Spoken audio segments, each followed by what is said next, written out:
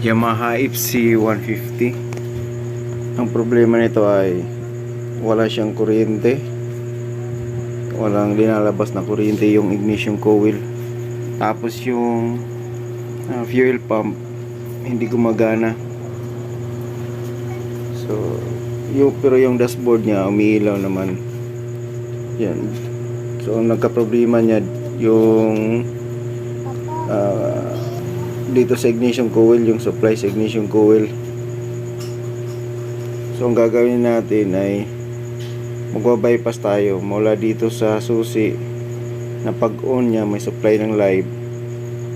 Ididiretso natin yung wire dito sa ignition coil para may masupplyan ng positive. Tapos yung isa naman na terminal dyan, punta yan ng ECU, yung